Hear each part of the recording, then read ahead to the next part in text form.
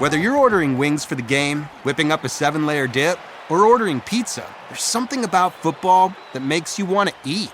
And this football season, Uber Eats has the best deals on game day food. No matter what you're craving, from 2-for-1 pizza to buy one, get one wings, Uber Eats will be dropping new deals each week, all season long. Uber Eats, official on-demand delivery partner of the NFL. Order now. Terms and conditions apply. See app for details. Are negative Google reviews hurting your business? Don't let unfair feedback cost you customers. At Webamax, we specialize in removing false, misleading, and damaging reviews so your online reputation stays strong. Our expert team works quickly and legally to clean up your digital presence, helping you rebuild trust. Visit us on the web at www.gowebamax.com. That's GOWEBIMAX.com, or text us for a free quote at 856-840-8343. Don't let bad reviews define you. Get immediate help from Webamax. With new McValue at McDonald's, you always get more than you expect every day. So even if gas prices go up, you can buy a double cheeseburger and add a McChicken for $1. Or before game time, you can get $5 meal deals for the group. And if breakfast is about to end, get deals in the app to save before the bell. The choice is yours, and the choice with McValue is always more. Prices and participation may vary. Valid for item of equal or lesser value. Must opt into rewards for app deals.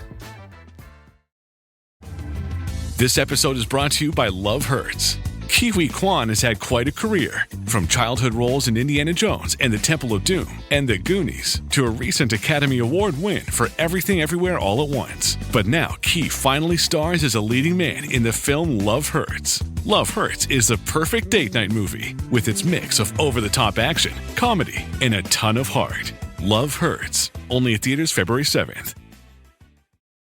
This episode is brought to you by Allstate.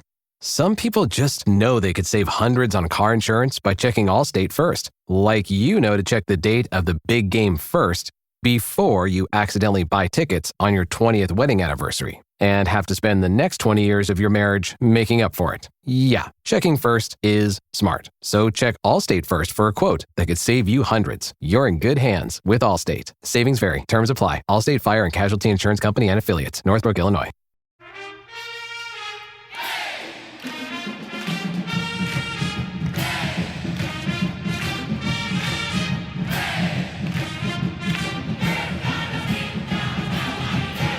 Hey there, Duke fans. Welcome to episode number 692 of the Duke Basketball Roundup.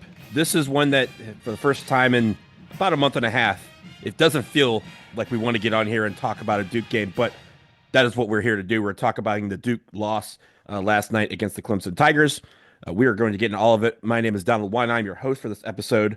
I have Jason Evans with me. Jason, we're going to talk about this in just a second, but you were at the game last night. Yes. I know at first we were trying to get you a credential. That didn't quite work out. And then last minute, you and your buddy got some tickets and were able to make it up, right? Yeah. And to say we got some tickets, we were literally right behind the Duke bench in the midst of, we were sort of right next to all the Duke parents that were at the game. I chatted with several of them. It was a ton of fun. I'll tell you right now, Isaiah Evans's mom was there. And she and the person she was with, I'm not sure if it may have been an aunt or just a friend or something, they were wearing these jackets and t-shirts that said Showtime Slim on them. They were fly, man. They were just on fire. They were great stuff. I was joking the other day at the UNC game. They showed Con Knippel's family, and they were all wearing different versions of Con Knippel jerseys, and not one of the jerseys was the style of Duke jersey that Con has worn this season. And I was like, wait, first of all, they look great choices here, but like, can we get them access to the real stuff so that they can wear like their kids' jerseys during the game? But a lot of them come correct with the shirts and the hoodies and the jackets, stuff like that. So that's pretty cool.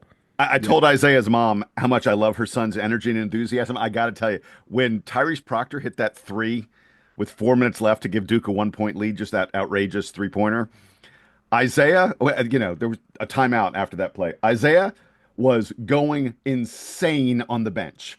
Like, you would have thought he was a fan in the stands losing his mind. He is more into the game than most of the fans are. I love that kid's energy so much. It was really fun to watch him up close because there's no one on that bench who's up faster and more excited about a good play than Isaiah Evans. Yeah, and that's and also like the parents, right? The fact that you could see where it comes from, that infectious energy, is very, very cool to see. But of course, we're here to talk about a loss. Before we get into the headlines, Jason, I just want to start with some general thoughts, right? Of course, Duke falls 77-71. We're going to talk about some of the plays that made or break this or broke this game. Yeah. And just generally, of course, we wake up, we're 20-3.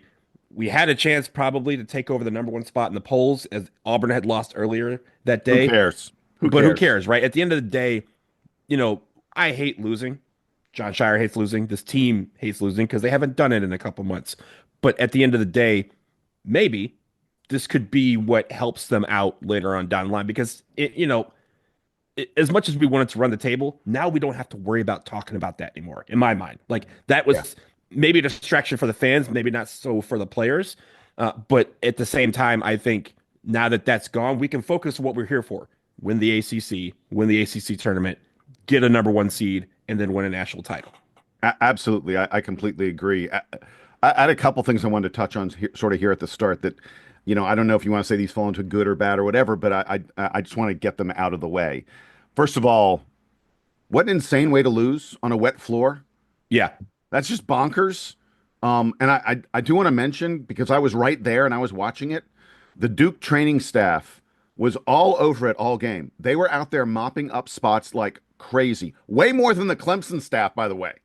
Mm-hmm. The Duke guys were way on it much more than the Clemson trainers were. And with about a minute 15 left, minute 16 left, Cooper got fouled on a rebound. Remember, he skied it was just crazy how high up he got. And he got fouled. He was going to the free throw line and he was cramping. He was limping. And the Duke trainers went out to mop up the spot on the floor. Those dudes, they knew what they were doing. They took extra long. They were mopping up even more than they needed to because they wanted to give Coop more time to recover from the cramp that he was suffering from. They showed that on the broadcast. The fact that he was going to the bench between plays at the end and getting the Theragun on the calf. They were showing that. But also, Jason, I don't know if you saw this angle because you were there, but on TV they replayed the slip and they replayed the play right before that, where the Clemson people came out and mopped up the floor.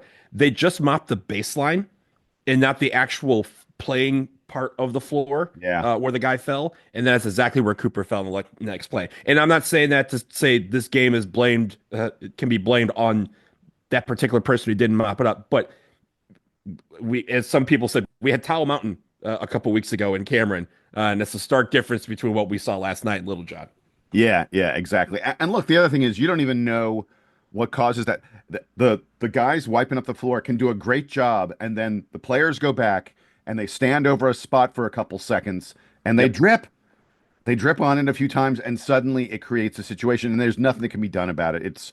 It's no one's fault. A couple other things I wanted to mention just early on here. If I told you that this game was going to be, especially the first half, would be a fast, up and down game with each team playing unbelievable offense, defense barely able to stop them. If I told you Chase Hunter and Cooper Flagg would each only have 4 points in the first half, you would have told me that I'd gone insane and that I was not talking about a Duke Clemson game. This game was so different than how either of these teams have played all year. It was different than how we had expected the game to go. It was like I at times felt like I was watching a different Duke team than we have seen in months. I'll get to it more later on, but there were so many out of character things that happened from this Duke team. I'm not going to say, all bad, but it was just very stark to me how I wasn't watching the same Duke team that I've seen for a while. And then the last thing is, Donald, and I want to ask you this question. Do you feel like from 6:30 p.m. on Saturday to now, prior to 6:30 and now, has your opinion of this Duke team changed? I will say that mine really hasn't. What I feel like is I have now seen one of the few ways that this Duke team doesn't win a title. I can see how other teams might try to replicate a little bit of what Clemson did. I think it's going to be very difficult. I think it's also going to require Duke to do things again that they may not do again. But I now see more than I had seen before 6:30 p.m. on Saturday of how Duke might lose. And that's instructive to me, to fans, and especially to the Duke players and the coaching staff to have an understanding of here are the things that didn't work for us. Because frankly, things have been working so well for this team for so long that I think it helps a little bit. I'm not saying I wanted to lose all that any kind of, any of that other kind of stuff, but it does help a little bit to have a sense of here's a way a team can attack us, be successful attacking us, and get an ultimate victory. Because it's been a long time since that has happened. I mean, nothing really changed as far as my outlook on this team. I'm still very high on this team. I think last night confirmed what we've kind of been telling people all year is that there are no elite teams in college basketball. There's some very good ones, and Duke is a very good team. Whoa, really? I would completely disagree with that. I think that Duke and Auburn are elite teams. You look at their efficiency metrics, they are elite teams. I have always said that there is no elite team because elite teams will always find a way to win, even in the face of adversity. And we don't have teams right now.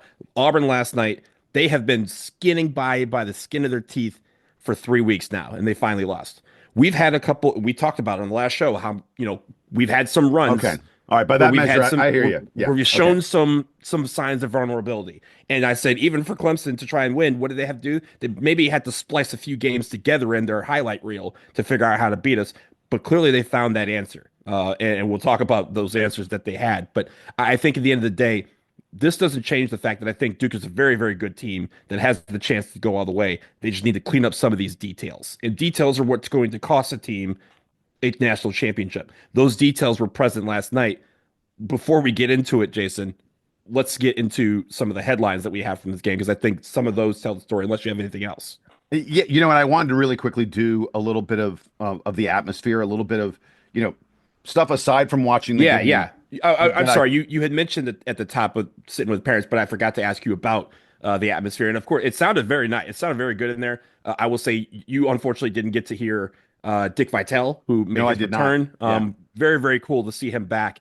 In the fact that he was calling the game, and you could just tell the emotion that he had with being back where he loves to be, which is in front of a mic calling a game. So that was really cool. But your thoughts on the Little John atmosphere? So I mean, I do want to say, and the guy I was with, my friend who we went to the game together, he got tickets for me. He's a fan of the podcast, who's become a good friend of mine, and just a wonderful guy. We both commented that Clemson isn't one of those places where you feel threatened. There are times where I would be wearing Duke gear, walking into or walking out of a game or walking around in the stadium, and you hear some colorful we know language. The looks in the language. Yeah. And that did not happen against Clemson. In fact, as we were walking out, there was a guy who said it was, hey, great, Clemson fans, great game. They were, I think they were pretty reasonably respectful. They were very into their team, which is what you want from fans, but not in a way that was like, we were sitting like almost right next to a bunch of the students. The student section is down there in that end zone. And I didn't hear, a lot of cursing or other stuff like that coming from them. So hats off to them. I know there's some people who are very upset about the court storming. And I wish there was a way to if you could hold fans off for 20 seconds or a minute, whatever it may be, because it does create a dangerous situation. But I will credit Clemson. They had security in place in a good way, and they formed like a wall that kept the Duke team away from the fans. Now, the fans weren't coming after the Duke team. This was not a situation like we had at Wake last year. And every time Duke loses on the road, this is what happens. We've seen it again and again. We are everyone's Super Bowl. Perfect day to be talking about that. But I thought that the security did a good job of getting an angle so that the Duke team could shake hands with Brad Brownell and the Clemson team and get out of there in a reasonably safe fashion. The Duke managers, who I've talked about earlier, the Duke managers were also all over that and were protecting the team very effectively.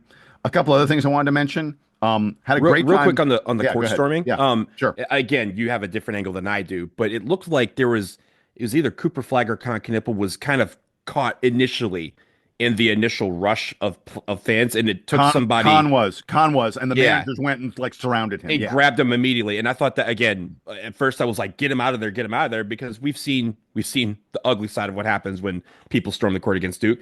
But yeah. again, like you said, to Clemson's credit, you kind of saw the wall form fairly quickly, and Brad Brownell kind of paused because he was like, "Hey, let's get them off the floor, and then we'll shake hands, and then we can do our thing." Right. But they had a nice little thing where they were able to kind of like Cameron, right, where they shake hands, and as they walk, they don't have to turn around and go back. They just kind of walk out the other end of the arena from their bench. So I thought it was good how they handled it. Of course, we hate that they had to have this court storming because it came at our expense. Yeah, so a couple other things from just being there. Got a chance to chat with Danny Ferry a pretty good bit before in the pregame.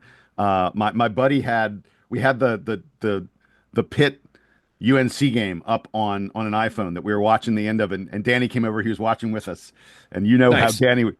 We were rooting hard, and Jeff Capel couldn't quite get there. Danny was there. He's scouting for NBA teams, so he was there as a scout. At one point, he and I joked. He had a little notepad that he was taking notes in. I said, "Hey, make sure you write down Cooper Flag is good." And he goes, "Yeah." He goes, "When I scout for Duke games, it's not quite the same intensity as for other games." He goes, "A little bit more here as a fan than I am as a scout." But that was cool. That was fun. We're going to see about getting Danny on the podcast. He said, he's not really into that kind of thing too much, but he might make an exception for us. I wanted to shout out Cooper Flag's parents. There's no parents cheer for the team the way Cooper Flag's parents. Those folks are up and into it on every basket. Doesn't matter whether it's Cooper or not. I love to see that from parents. I had an interesting little moment during the game. So there was a guy, we didn't preview this guy or anything. Number 3 for Clemson is a guy named Jake Heidbreder. I think that's how you pronounce it. Jake Heidbreder. He came in the game at one point. I didn't know anything about him. He's like a little used sub. The 2 Duke managers, not student managers. These guys are employees of the team. These are the guys who are like the advanced scouts. They do all the analytics.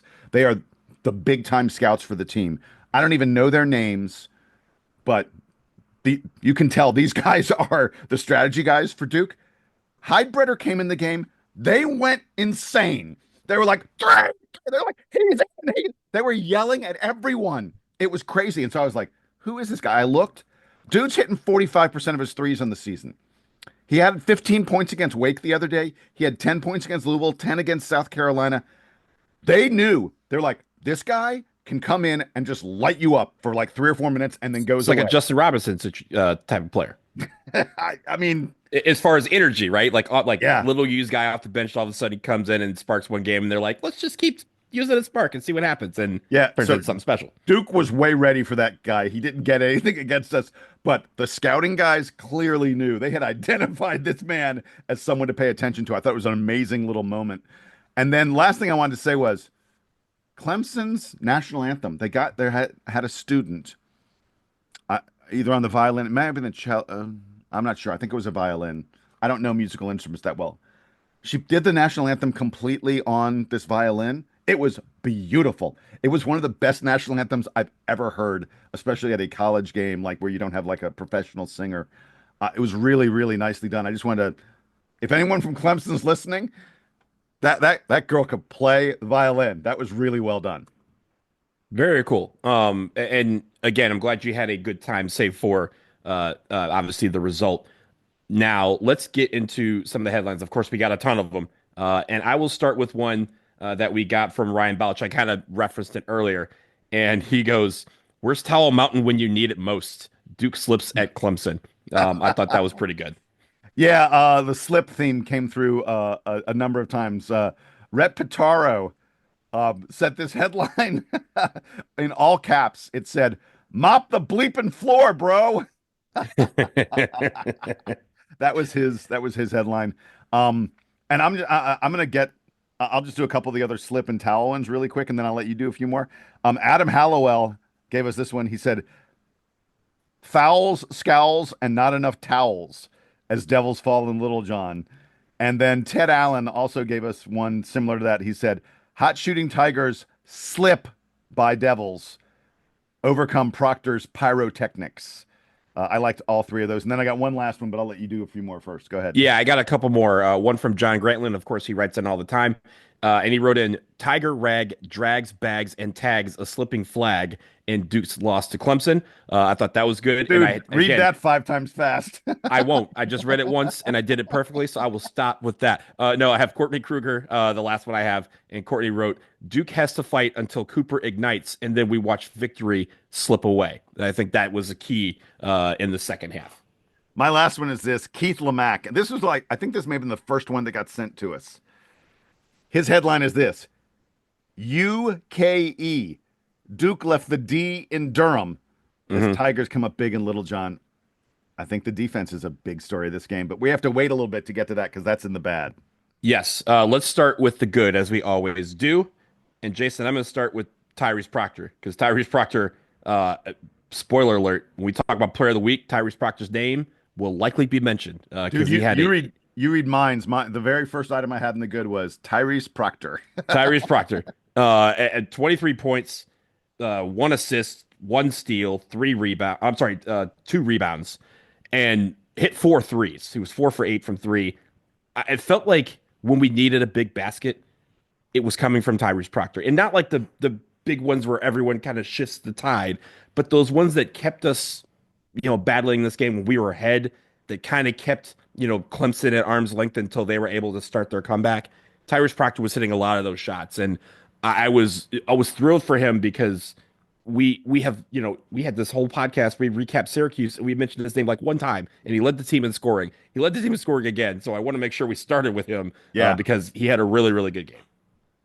Yeah, I mean, Tyrese was carrying us at times, no question, especially in the first half. First half was kind of remarkable. I was going to get to it later, but I just want to mention it really quick now. For Clemson to hit close to 70% in the first half, Cooper had been nearly useless in the first half, and we were up 6 points at halftime. I mean, what? How did that even? If you told me that was going to happen, I would have said that's just not. How is that in the cards? And that was in the cards because of how well Tyrese Proctor was playing.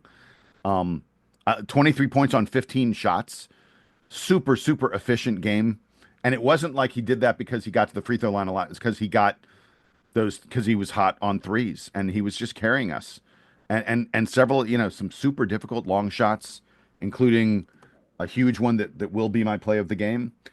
I thought I was gonna actually I'll wait. There's a thing I want to say about Tyrese is my player of the week, and there's something I want to say about sort of the way his play has adapted in recent weeks, but I'll wait on that.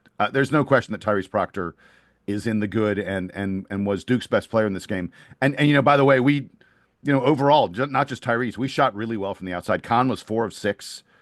Kahn had 14 points on 9 shots. Great efficiency from both of those guys. Sort of our 2 primary long-range snipers, I thought had a really, really, nice game from the perimeter. And that's, this is a good defensive Clemson team. And for Duke to be able to do that, especially in a game where Cooper wasn't creating the way he usually does, was a big deal. Yeah, I was going to say we shot 50% from 3. You can't really ask for better than that. You can't really ask for 50%. But the fact that we were able to be effective from outside was a big key here. And it kept this game where for a large stretch of the game we were ahead, and we were able to do that by having key threes. You mentioned Conkinipple. He was the other guy I was going to mention in this, and that he also, I think he also made 4 threes. And again, it felt like every time we needed a basket, he was able to provide one, and in a big way. Yeah, there's no question about it. Another guy I wanted to shout out was Malik Brown, who I thought played fabulous defense again, tipping so many balls, being really disruptive. It's uncanny how he does it. Like the moment he comes in the game, yeah, he comes in and you're like, oh, I'm sure the announcers are talking about, Malik Brown, he's going to get, tips and deflections. And then he does it immediately. But I mean, we do miss some rim protection when he's in, and we eased off in rebounding when Malik is in the game. And that really mattered in this contest. But I thought that we fought really hard. In the first half, we forced 10 turnovers on Clemson's hitting everything in the first half, but we're forcing turnovers. And that was how we were able to get a lead on them in the first half. 10 turnovers in a half is just for a team like Clemson that controls the ball really well. That's great effort by Duke to create those. Now we only had 12, they only committed 2 in the second half, but it was great effort in the first half to do that. And then when we got down in the second half, as we talk about the Duke's fight that they displayed, we got down 7 with under 10 minutes left. That is as perilous a situation as Duke has been in all year. But we found a way to come back. We took the lead several times in the final few minutes against an experienced physical team playing in front of an absolutely roaring crowd. And that is very praiseworthy from this Duke team. I struggle whether we talk about Cooper Flagg in the good or the bad. I guess so. Let's do this. In the good, we should talk about the final 5 minutes of Cooper Flagg. Yeah, before we do that, I want to comment on the defense. Yeah, please. Go. Yeah, no, I thought the defense in the first half was great. And again, like you mentioned, a very experienced, tough squad playing at home. We kind of, like a lot of games, we built to lead, and it was a slow burn of a build, right? It wasn't like we went off on a 18-0 run and all of a sudden we're up 30. Like we went and we just kind of look, okay, we're up 2. All right, we're up 3, we're up 5, we're up 7. And we just kept doing that, despite the fact that we didn't really go on a run. We just kind of would have a stop here and there. I thought the defense with regards to non-steal turnovers was really cool. We had that one where they just kind of threw the ball away on a fast break because they wanted to get out in front. We had a 24-second violation where once again the Clemson player's holding a ball and he's like, what's that buzzer sound? And the rest they have the ball now, right? Like those are the ones where like it's not where they're forcing something up, but we have them so flustered that they don't even remember that they couldn't hold the ball longer than 30 seconds. So those were the type of plays that they were making. It wasn't just steals. It was them forcing Clemson into making a bad decision. Like you said, Clemson was able to be much smarter with the basketball in the second half, but I did like in the first half how we were able to do that. Moving on to Cooper, those last 5 minutes were that's what Cooper Flagg is, right? Like the fact that he was able to make some really tough shots. The entire gym knew he had the ball and knew he was going to do something with the ball, and he was still able to get his place and make his points. Wow. Like that 3-pointer with a minute 50 left, that was a play that I was like, oh, we've done it. We've turned the corner. He ties the game, pie hole right in somebody's face. And I'm like, if Cooper's doing that, we're winning this game.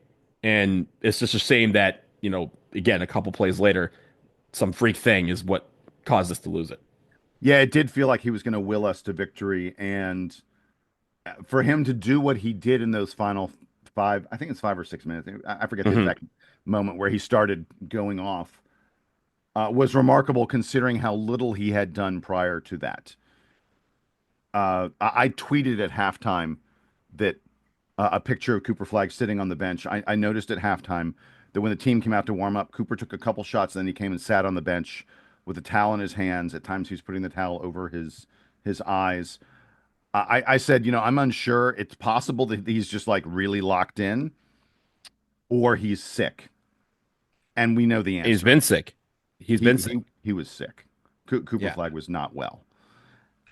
And I love what he did in those final minutes, battling through what clearly is an illness.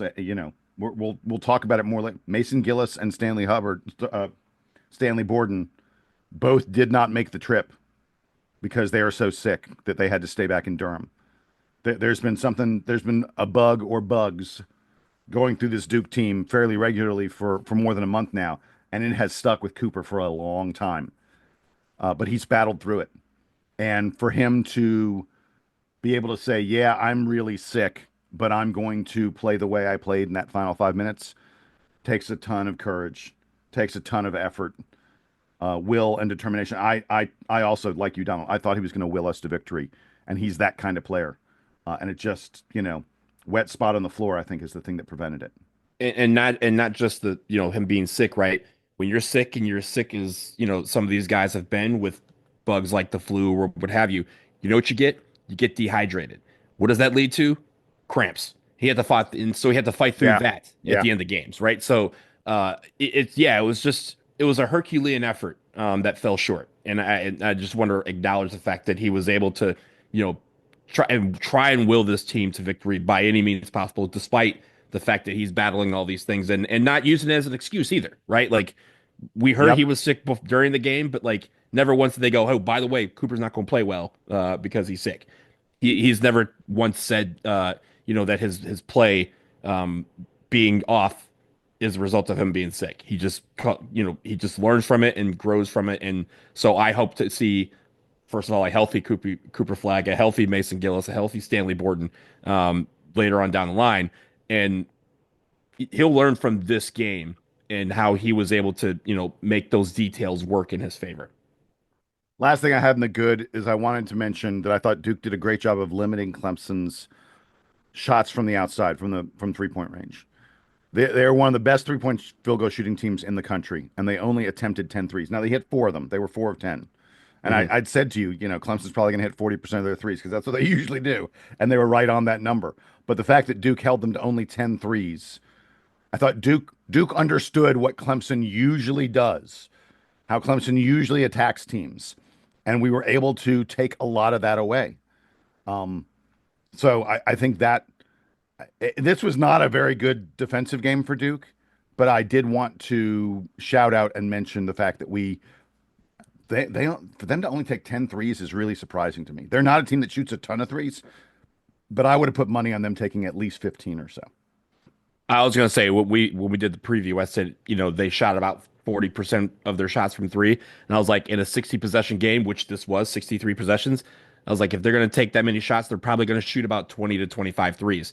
So for them to be limited to just 10 is a testament to our defense. Yeah, they hit 4 of them, but the fact was our defense is not allowing them to have those opportunities to really do damage from beyond the arc, which is what they've been doing to teams all season. Anything else, Jason, before we take a break? No, let's take a quick break. Can you tell by the way, folks, my voice is a little we're both laboring this morning. But we're going to get through it. Let's take a quick break. There's a lot of yelling happening in Little John last night. Let's just put it that way. Jason and I are going to take a sip of water. We're going to take a quick break, and we'll be back. We're going to talk about the bad, and then we're going to end on a very, very, very positive note. So stay with us to figure out what that is.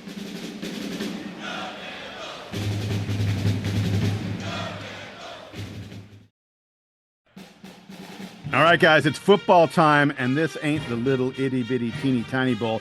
This is Super Bowl 59. Get in on the action at DraftKings Sportsbook, an official sports betting partner of Super Bowl 59. Jason, the key to winning Vince Lombardi Trophy? Scoring touchdowns. And you have a shot to score big by picking who you think will score a touchdown in the big game at DraftKings Sportsbook, the #1 place to bet touchdowns. Yeah, just download the DraftKings Sportsbook app and use this code DukeBB. That is code DUKEBB for new customers to get a $200 in bonus bets instantly when you bet just $5 only on DraftKings Sportsbook. The crown is yours. Gambling problem? Call 1-800-GAMBLER. In New York, call 877-8-HOPE-NY or text HOPE-NY 467-369. In Connecticut, help is available for problem gambling. Call 888-789-7777 or visit ccpg.org. Please play responsibly. On behalf of Boot Hill Casino and Resort in Kansas, 21 and over. Age and eligibility varies by jurisdiction. Void in Ontario. Bonus bets expire 168 hours after issuance. For additional terms and responsible gaming resources, see dkng.co/audio.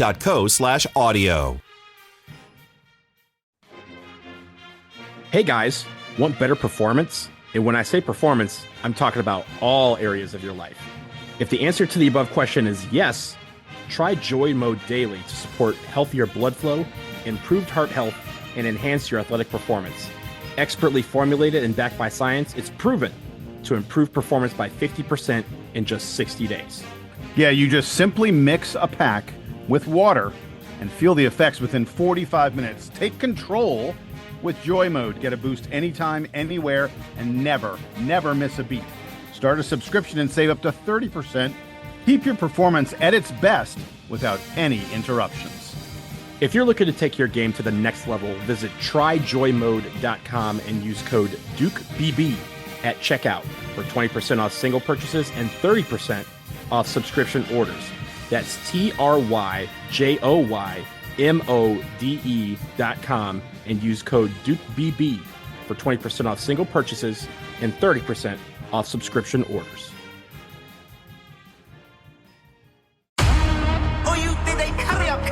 Don't miss the first Marvel movie event of the year. The country needs Captain America. You asked for me. Here I am. On February 14th, get the suits ready. Experience a brave new world. Let's go! That's made for IMAX. Stand by for proof of death. You want me? Come and get me! Captain America Brave New World. See it in IMAX February 14th. Get tickets now. Rated PG-13. This film may be inappropriate for children under 13. This episode is brought to you by Allstate. Some people just know they could save hundreds on car insurance by checking Allstate first, like you know to check the date of the big game first before you accidentally buy tickets on your 20th wedding anniversary and have to spend the next 20 years of your marriage making up for it. Yeah, checking first is smart. So check Allstate first for a quote that could save you hundreds. You're in good hands with Allstate. Savings vary. Terms apply. Allstate Fire and Casualty Insurance Company and Affiliates. Northbrook, Illinois. The biggest bath event of the year has arrived at the Home Depot. Right now, enjoy up to 40% off select online bath, from matching faucets and accessories to vanity lighting and mirrors. Small changes go a long way. Give your bath a fresh new look with pieces that fit your style with up to 40% off select online bath. Only at HomeDepot.com. The Home Depot. How doers get more done.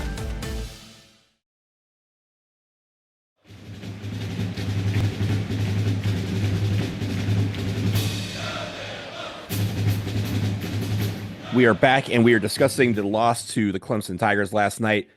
Jason, this is the point where we usually have to pick nits. This is the bad part of things that we saw last night, but unfortunately, this is a little bit lengthier of a conversation because we're talking about it after a loss. I want to start with this, Jason. The fact that this entire season has been built on making baskets through the pass. Our assist rate has been super high. Our assist rates have been stellar in some games, sometimes 80%. This time, last night, we only have 9 assists on 24 made baskets. That's 37.5%, which is well below our season average. And credit to Clemson. They were able to kind of take that away from us, and they were sticking hands in passing lanes and making us a little bit flustered at times on offense. But that was one of the telling stats for me, is that we're usually so great at finding our teammates for baskets. And last night, we just weren't given those opportunities. So, folks, when we were in that commercial break, while all of you were listening to commercials, I was doing some research. I said to Donald, I go, give me 1 second. I want to look something up. And the thing I looked up was, what is Duke's lowest assist total on the season so far? It was, in fact, this game against Clemson, where Duke only had 9 assists in this game. And it was like you were watching a different Duke team than what we have seen lately. Donald, you and I spent so much time talking about the passing, Harlem Globetrotter-esque passing, San Antonio Spurs-like passing that we saw in recent games. And you just saw none of that in this game. It was just lots of one-on-one. And I want to credit the Clemson defense. I think Clemson caused a good bit of that. But I think a lot of it was also that our primary facilitator, Cooper Flagg, was not himself. Cooper had 1 assist. I'm stunned that we played a game where Cooper only had 1 assist. Like, looking back over the season, the game against Louisville, he had 1 assist. That's it. And usually we're seeing him. I mean, look, he had a run from like Pitt through Carolina where he averaged like almost 6 assists a game over that time period. Just routinely 5, 7, 6, 5, 6, 7. I mean, like, those are the kind of assist numbers he was putting up. And he only had 1 in this game. And it's not all on him, because there have been other guys, Duke's assist percentage is not predicated only on Cooper Flagg. But I think it is very, very telling. As I said, I was watching this game and I said, I don't feel like I'm watching the same Duke team that I've seen all year. And lo and behold, lowest assist percentage, lowest total number of assists of the entire season. And that's, I mean, like I said, 9 assists. Sion James had 5 of them. So it really was, Sion James was doing it, and really nobody else was providing that department, which is unlike this team. That's the detail, right? That we've been saying that might rear its ugly head, and the ability for Clemson to make teams play kind of a stagnant type of offense. They succeeded at doing that, and I think that's what flustered us in a lot of these plays. We weren't used to creating off the bounce and things like that. We're really used to finding the open man, and if there's no open men, you kind of have to abandon whatever game plan you have and go to the hole, which is where we really struggled. Right, we hit 50% of our threes, but inside the 3-point line, that's where we really struggled. And I think that those two things have to go hand in hand, because the fact that we were having to go to the rack and try and score, and we weren't doing so at the clip that we normally do, also contributed to this. Yeah, and I want to switch to the other end of the floor, because, I mean, Duke did score 77 points in this game, 76, whatever it was, 70-plus points in this contest. So that ordinarily is more than enough for Duke to win the game. But on defense, so Kansas shot 49% from the field against Duke. Clemson shot well over 50%. They're the first team all year. Clemson hit 58, almost 59% of their shots from the field against Duke. They are 10 percentage point better than any other team has been all year. And usually, like, Syracuse hit 38%. Carolina was at 47. NC State was at 40%. Wake Forest was at 37. Usually Duke's holding teams in the 30% kind of range of field goals on a game. And Clemson comes out and hits 58.8% against Duke. All game long, Clemson was able to get to the spots that they wanted and take high percentage shots. And Duke came into this game. Opponents had hit just 41.7% of 2-pointers against Duke coming into this game. Number one in the country. We've talked all year. Duke's had one of the top 5 defenses in the land the entire season. It has been predicated more than anything else on the fact that Duke has prevented teams from hitting 2-point field goals. We were number 1 in the country on 2-point field goal defense coming into this game. And Clemson hit almost 62% of their twos. It was like an out-of-body experience at times watching it. The only team all year who had a better offensive efficiency against Duke than Clemson was Auburn, which is the best offensive team in the land. Clemson had the best offensive rebounding percentage against Duke of any team all year. The only time Duke had a lower offensive rebounding rate was against Kansas. Clemson beat us in terms of rebounding. They beat us in terms of getting to the spaces they wanted for their shots. The formula for beating Duke, sure, get the rebounds, get better shots. It's super hard to do, and full credit to Clemson, they were able to do it. 23 rebounds total for Duke in this game. That's, again, another stat that just kind of jumps off the page of you as how, uncommon that is. We've had games where we've gotten close to 50 rebounds. And now we've had multiple guys that had 7, 8, 9, 10 rebounds. And, we had a few guys at 5, but that's it. And again, the contributions were coming from just a few people in each one of these categories instead of an entire team's worth. When you look at the stat sheet, you see a lot of zeros in this game next to some names that you don't normally see next to people. So that's the key here. Look, when it comes to the rebounding, so there was a play in the first half where Caleb Foster came in. He got an angle to the basket. He missed the layup. It was contested. He was there to get a tip back rebound, couldn't get that, grabbed another rebound, put it back, and didn't get either one of them, which is tough for Caleb. Caleb did not play much. Caleb did not have an impact in this game. But so on that one play, Caleb got 2 offensive rebounds. I looked at halftime. Do you know how many offensive rebounds Duke had in the entire first half? 2. Those 2 from Caleb Foster were the only offensive rebounds Duke had in the first half. And frankly, on the whole game, we just didn't get many offensive rebounds. And this was the 3rd game in a row. This is a good rebounding team, this Duke team. Our hallmark most of the year has been that we out-rebounded team. Third game in a row. UNC, Syracuse, and now Clemson. Duke was out rebounded in each one of those games. It didn't matter against UNC and Syracuse. I get that. But it sure mattered in this game. Our bigs were outplayed in a big, big way in this game. Kamen Malawach, I mean, to say that he struggled doesn't even come close to describing it. Kamen Malawach just, a total of 5 rebounds while Ian Shefflin and Victor Larkin were just grabbing rebounds left and right around him. It was a problem, a big problem for Duke, that we couldn't rebound with the Clemson big men. And this is becoming, I'm not saying it's a huge problem, but this is becoming an issue for this team, that we're getting out rebounded somewhat consistently lately. Yeah, I was going to say it's definitely starting to become a trend that we don't want. We talked about this early in the season when we had a couple of games where teams got like 15 or 20 offensive rebounds against us. We said, hey, let's stop doing that. And we kind of, like you said, reined it back in, and we were able to limit teams on their offensive glass for quite a while. That all kind of fell apart last night. And over the last few games, we're starting to see teams get the better of us on the boards. And that's, again, like you said, it's been like a not necessarily a secret hallmark, but like, it's one of those things that when you look, it's always there, right? Our defense has normally been there. Our passing has normally been there. Our rebounding has normally been there. Those are the 3 kind of stats that have been constant throughout this year. All 3 of them fell apart last night, and I think that's why we struggled so much in this ball game. A couple other things I wanted to mention. The first one is this: missing Mason Gillis mattered.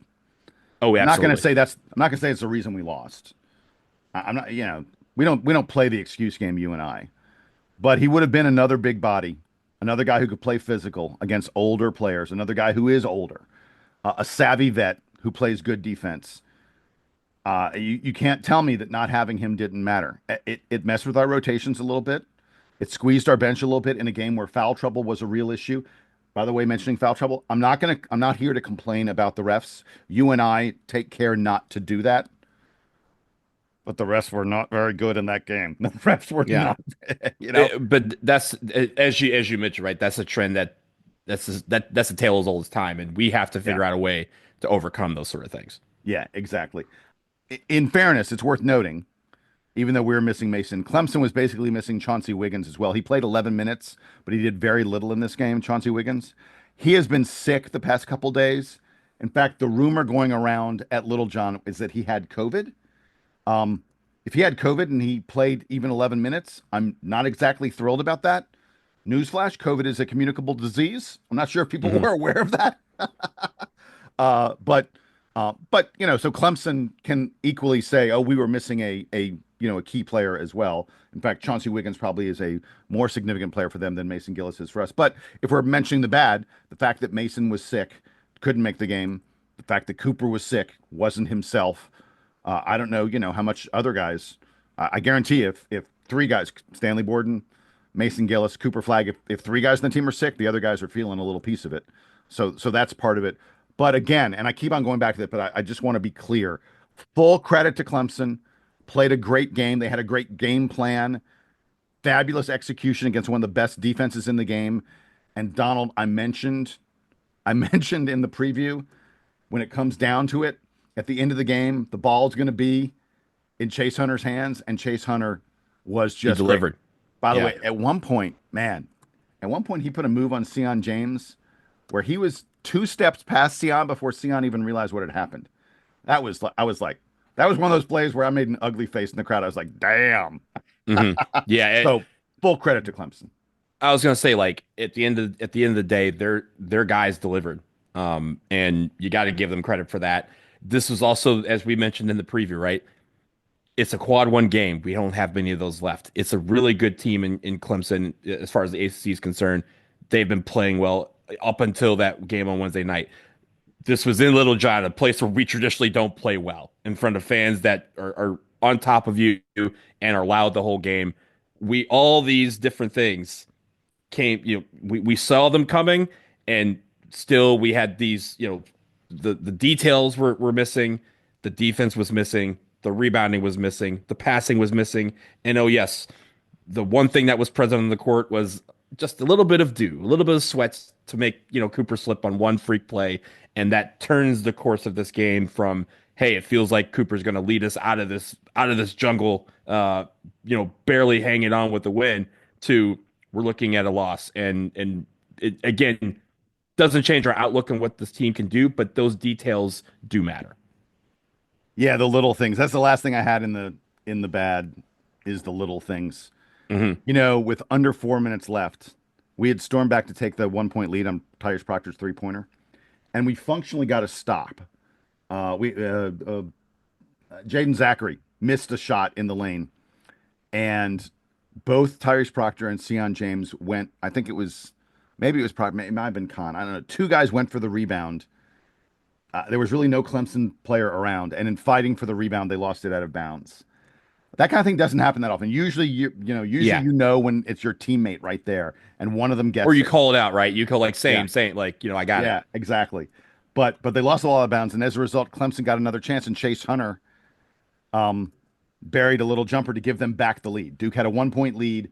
It was going to be a stop, and Duke was going to go to the other end with a chance to expand on a 1-point lead. That's a huge little moment that you lose that ball out of bounds. And then like a minute later, without 2:40 left, we set up Con Knipple for an open three-pointer that, just barely missed. It would have given us we were down by one, would have given us a 2-point lead. These are little moments that could go either way. And in fact, probably go Duke's way more often than not. And they just barely didn't go our way. And then of course the slip, we can't, but it was the little thing. It took a lot of little things for Duke to lose this game. A lot of little bites make a meal. And that's the unfortunate thing is we have to just talk about it in that regard. But before we get out of here, Jason, there's a couple things we got to do. Obviously, we got to do our play of the game. I'll start with you. What did you have from last night? With almost exactly 4 minutes left and the shot clock almost burned, Tyrese Proctor found himself surrounded by both Hunter brothers and Victor Larkin. Victor Larkin, by the way, 6'11", just a man monster. There's no room, Donald. There just is not room to get off a shot. I want to make that clear. It wasn't possible to get off a shot. And yet somehow Tyrese Proctor not only got off the shot, he drained the three-pointer to give Duke the lead again. Huge, unbelievable moment. As I mentioned, as the teams went back down court, Isaiah Evans was losing his mind on the bench at that play. I was almost like, someone rein that boy in because he's going to get a technical. Yeah. It was just absolutely incredible that play happened. I can tell you that me and I was in the Duke section. Everyone, had our hands in the air like we could, just an absolute shock. One of the great, if Duke wins that game, it's one of the great 3-pointers in recent Duke history. What a bummer that we didn't win. Yeah, I had that as my play of the game until Cooper Flag with like a minute 51 left hit that three over, I think it was two guys. To tie it at 67. I thought that was the moment I was like, okay, Cooper Flag is not going to let us lose this game. And the way he shot that three, it was so chaotic, but it was basically it was a like NBA style. Hey, I'm winning this game. I don't care how I do it. And the two of you in front of me are not going to stop me. And so the fact that he was able to rise over those two guys and hit this chaotic 3-pointer to tie the game, I thought it was going to be where we inched ahead and we would walk out of there with the win, but alas, that's how the cookie crumbles sometimes. We're going to do our player of the week, Jason, and hopefully we have the same guy, Tyrese Proctor. 39 points. Tyrese Proctor 8 of 18 on threes, 44.4%. And the thing I wanted to note about Tyrese was, he had a run of games where things really weren't going that well for him. He only had 3 points against Notre Dame. Didn't score against Miami, only 6 against Wake, only 4 against NC State. And you felt like Tyrese had regressed, that his usage rate was way down. And then we have this run. 17 against UNC, 16 against Syracuse, 23 against Clemson, leading scorer against both Syracuse and Clemson. The Tyrese that we saw early in the year where he was just hitting a ton of threes. That Tyrese appears to be back. I dearly hope that we do not lose him for the rest of the year. I want this Tyrese. Can we continue to have this Tyrese going forward? He had a hell of a week. In a week where other guys were sick and not playing the way they usually do, Tyrese Proctor played All-American style. Led the team in scoring in both games, as you mentioned, the 8 threes. Again, a lot of them coming at crucial times. You pick one to be the play of the game, and this one against Clemson, and he had a couple of big moments where his shots either gave us helped us extend the lead and go on a run, or calm the tides and kind of make it where we could keep battling in a game. So I really appreciated his effort, and you're right, like that stretch that he had in January where he went like a couple weeks just not being himself.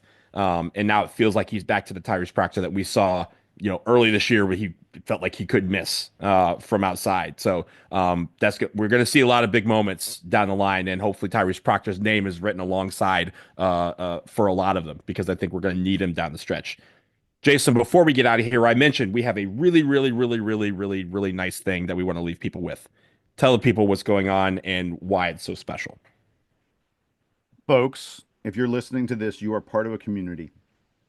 And we got a story of how that community impacts each other that, Donald, you said it brought a tear to my eye.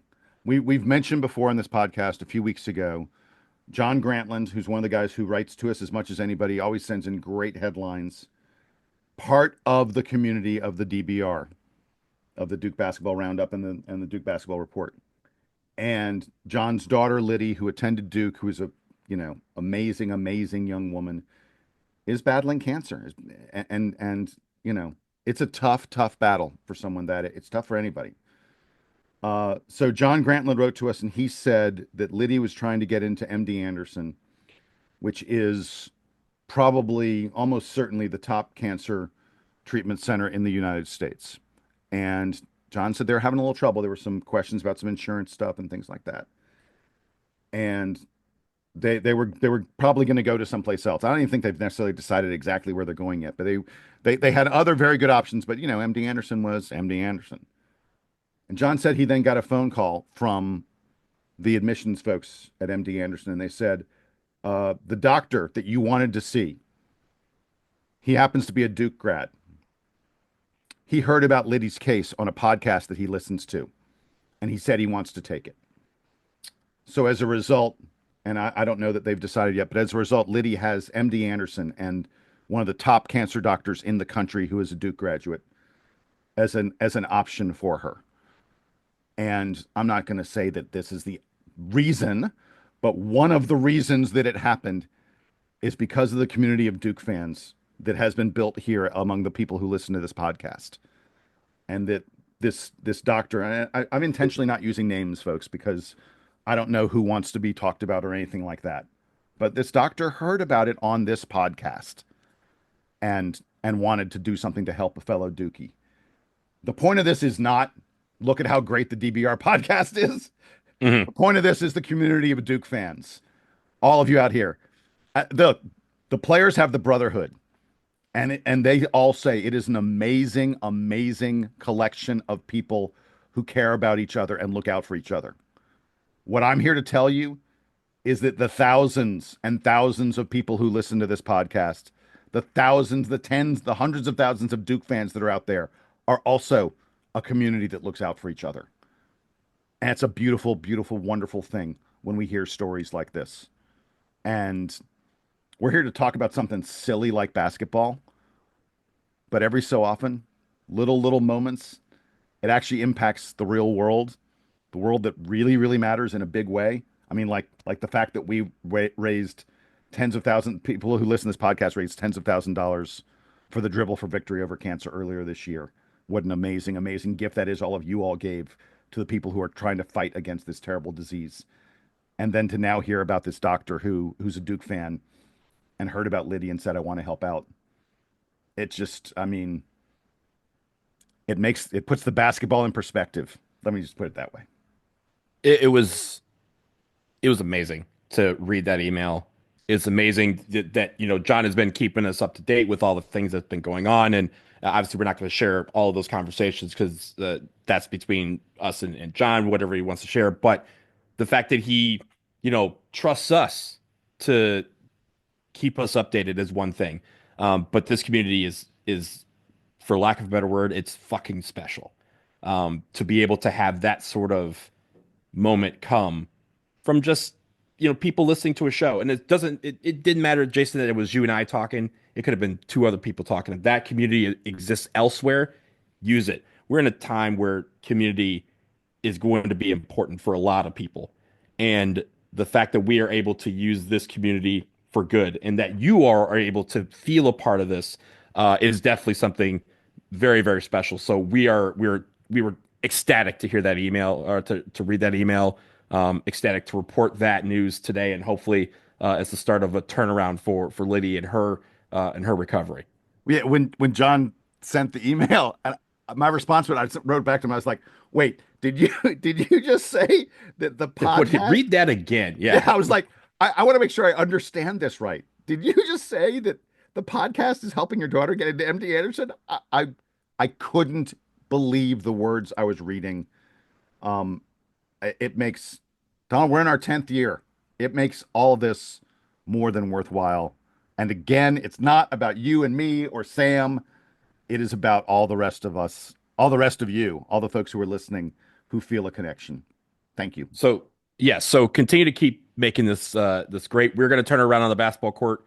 Jason and I are going to turn around this show. It's going to be much better from here on out because we got the best news of the day yesterday. But we will leave it here on this episode of DBR, the Duke Basketball Roundup. Thank you as always for listening. Thank you for being a part of this community. Continue to send us emails, dbrpodcast@gmail.com. We will be back to preview. We got another game this week against a new opponent. The Cal Bears come to town, and we are going to preview that a little bit later this week. But until then, he's Jason, I'm Donald, and that sound you hear is the Duke Band. They're playing us out, and they're taking us home.